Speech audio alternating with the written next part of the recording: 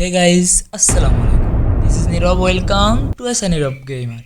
তো কেমন আছো তোমরা? অনেক দিন পর আবার চলে আসলাম আমরা। তো বেশি কথা না বলে ভিডিওটি শুরু করা যাক ছোট্ট একটা ইন্ট্রোর মাধ্যমে।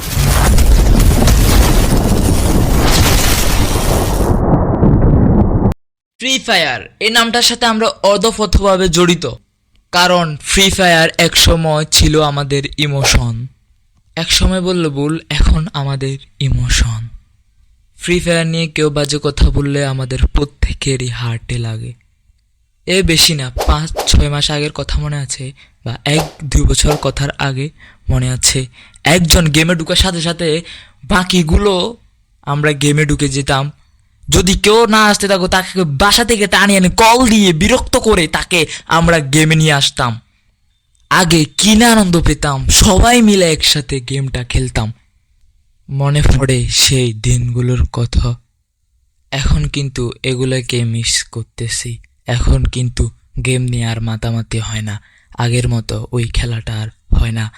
আগে সারাক্ষণ খেলতে মনে চাইতো, কিন্তু বর্তমানে 1 ঘন্টা খেলতেও পারি না, যে 1 ঘন্টা খেললে আর মন চায় না। এখন নুব প্রো এগুলো নিয়ে মাতামাতি হয় না।